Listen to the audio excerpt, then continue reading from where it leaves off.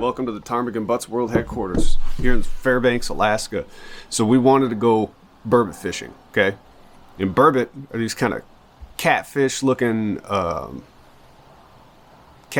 bottom feeders, but they're not actually catfish. Even though they have a whisker and everything like a catfish does, they're freshwater cod. And I'm pretty sure they're the only freshwater cod. But they were supposed to be tasty. Spoiler alert, they're tasty. We caught one, got to eat him. He was pretty good. But these burbot, they live in the bottoms of rivers, in the bottoms of lakes. And you can fish for them in two ways. You can do it with a rod and reel. In the summertime, I haven't heard of anybody doing it with a rod and reel through the ice, at least not on purpose. Or you can make what's called a set line. So we decided to go with the set line because it kind of reminds me of trapping. You take your set out and you set it up and throw your bait and hooks in the water, and then you come back and check it the next morning. Right.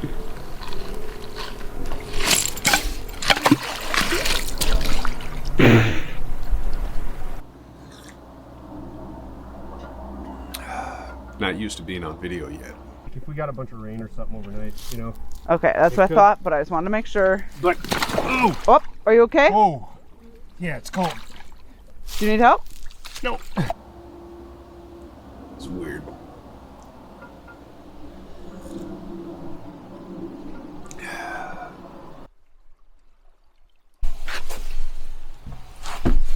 So you're gonna see when Butch throws that into the slough, he's looking to make sure that that sinker is going to stay on the bottom, and that's why we use 8-ounce sinkers whenever you're working in the river, because the current can carry it, move it around, get it snagged, and Fish and Game doesn't want those hooks coming off of the bottom, because then you'll end up with bycatch. The other thing is when he's tying it off to the bank, take a look and you'll see that he's just making sure it's secure and that, you know, the current's not going to sweep it away or anything. And the other thing that you have to do when you put these sets out, at least in Alaska, is you have to label your sets. So I think it's name, address, and phone number. So just keep that in mind. Use a label. So I've tried twice, and what I've been doing is I've been going out and throwing them out at, you know, about 9 o'clock at night, and then I come and just check on them the next morning. Because a lot like catfish, they tend to feed at night, you know, say between 8 and midnight or something. So what you need to make a burbot set line is a spruce pole or PVC, old broomstick, doesn't matter. You're going to need some 550 cord, right?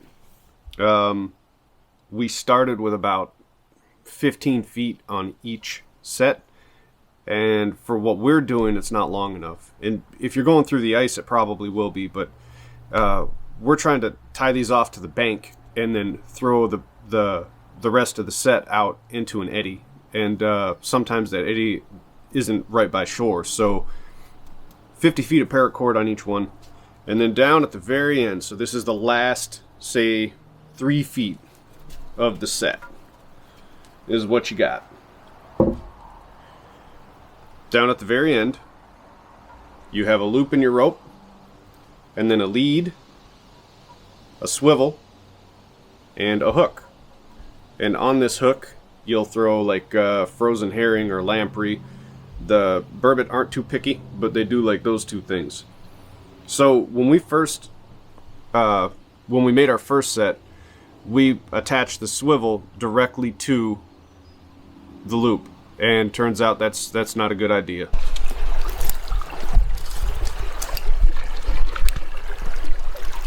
Oh, hooked up on something. Uh-oh.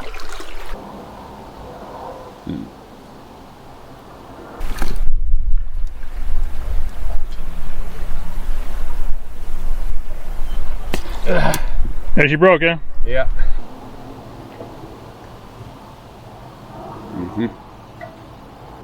We put out 4 sets, and we ended up losing 3 of them to snags. So the fix that we're going to use for version 2.0 when I make the next video is to use this right here, this monofilament, as a simple lead. So now if any one component of my set gets snagged, I'm not going to lose the whole set. So for instance, if this gets caught on a tree branch, I can just yoink, break this monofilament, and I can still pull the other hook and the sinker up. So, but in version 1.0, all we had was just the loop, and then the swivel was attached directly to the loop. And it was the same for the sinker, which is unfortunate because this sinker is just made to get caught on stuff, man. It's horrible. We had the sinkers tied directly to the loop, and it's just no good. It caused nothing but problems. But anyways, burbot fishing is where it's at. It's a lot of fun. Getting close, eh? Line 2. Line 2.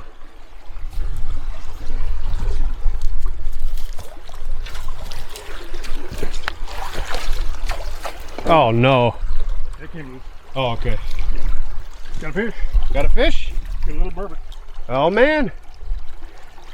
Here we go, burbot number 1. See him, yeah. Little burbot. All right. Dinner for one. If you want to take the camera, I'll pull the hook off there.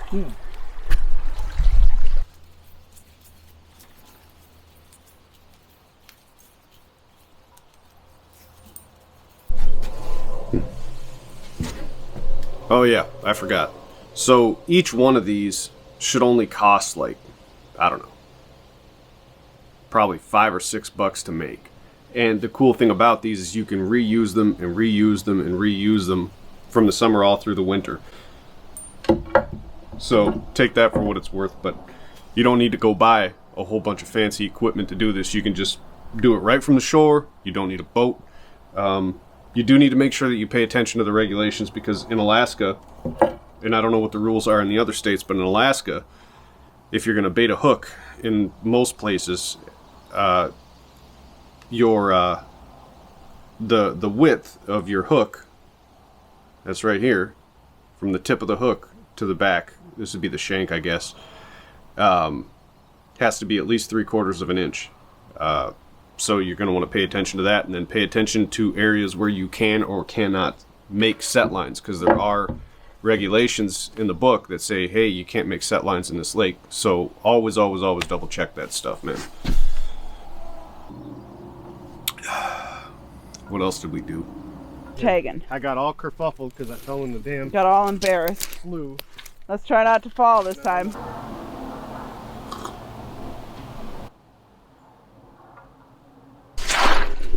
Well, I don't know if we can say but on our channel, but I did. So my goal is to find a really awesome driftwood. So soon you'll get to see my pile. Also, we have some cool mink tracks coming up here. Oh, right here, actually, there's some too still. Oh, These adorable little guys. For size comparison, there was a good boy track right here, I think it looks like. Yeah. They're just the tiniest of little guys. So this right here is the mother of all driftwood piles for the really big macramees. Whoops, you might need to hang on to this. The macrame the size of the apartment. I got things to do. I don't know if you know this about me or not. I'm a collector of things, some would say. Looking for these tiny little guys for little macramees. They're perfect. One last thing, I promise. So that nice lady that you saw just a second ago in the video, that's my wife, Megan. And you can check out her Instagram. What is it? @Where'sByMegan. And then her Etsy is Where's by Megan, all one word. And her name is spelled Maegan. I had to think about that for a minute. She collects that driftwood, and she collects stuff from that we find out in the field when we're out roaming around and goofing off.